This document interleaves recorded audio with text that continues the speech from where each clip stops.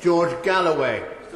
I say to the chair of the Foreign Affairs Select Committee, who's not in his place, that the international community is not impotent. It's merely feigning impotence as an excuse for its failure to carry out its duties.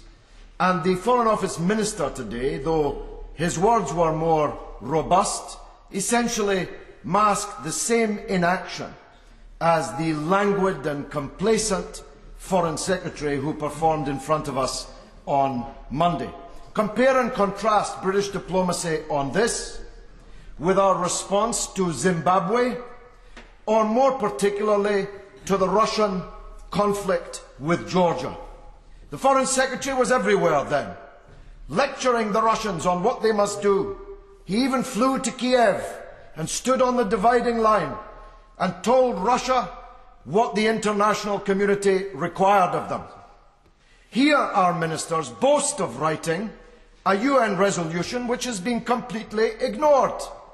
I'd be embarrassed to say that I was the author of a resolution which passed not with an international consensus, as the minister said, but with the abstention of the United States, which was the only vote that mattered. If that resolution was then completely ignored, and if the government had no intention of doing anything to make its terms effective, and that's what we have.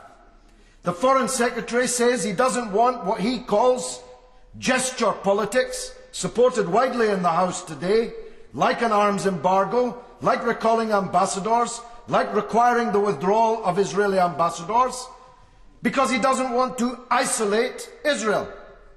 But he and the government were in the forefront of those isolating the elected government of Palestine, which was Hamas. They don't like to talk about it now. They like to talk about the President Abbas, who's actually now illegally occupying the presidential chair in Ramallah. They refuse to acknowledge that the Palestinian people voted for Hamas.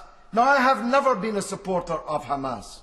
Like the noble and right honourable gentleman from Manchester Gorton, I was all my life a supporter of and a friend of the late President Arafat. The Israeli attitude to President Arafat and Fatah when they were in power was exactly the same as their attitude now to the Palestinian administration of Hamas. They drowned Arafat's administration in blood by a policy of assassination, settlement, wall building and economic embargo. The British government wholeheartedly supported the embargo of Gaza to punish the Palestinian people for voting for a Hamas administration. The government's double standards in this affair are so brazen that people are boiling with rage outside in the country, if not absolutely clearly in this building outside.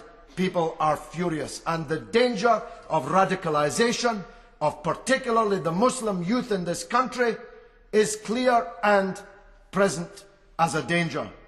The government's always looking for some cleric to refuse a visa to, or some Islamic organisation to proscribe, to try and curb radicalisation.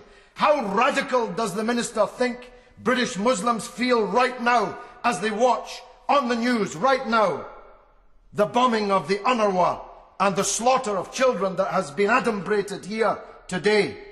Their policy of setting back extremism and radicalisation has been set back by their own complacency and ineffectual policy towards this, especially when compared with their militancy on subjects like Russia and Georgia. I don't have time to say all that I have to say, Mr. Deputy Speaker, but I want to say to those who were boasting today how I'm amazed at how many members of Parliament have been in Sderot. Did any of them, when they were there, see the ruins of the Palestinian villages on which Sderot is built? The ethnic cleansing of the Palestinian people from Sderot and the south of Israel? Did any of them know that the refugee camps of Gaza are filled with the people who used to live in the villages on which Sderot is now built? This didn't start on the 27th of December. It didn't even start, with respect to the honourable lady from Milton Keynes, who made a great speech in 1967 when Sderot and other places were cleared. This started in this building, when Arthur Balfour, on behalf of one people, promised a second people the land which belonged to a third people. We are the authors of this tragedy.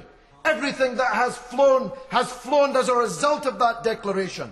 And for that reason, if no other, the British Foreign Office needs to get its finger out and stand up and be counted, alongside the British people demonstrating on the streets of London, Birmingham, Manchester, Leeds, Edinburgh, Glasgow and elsewhere. Let's see some urgency from the Minister. Action speaks louder than words, and from this government, so far, we've had no action at all.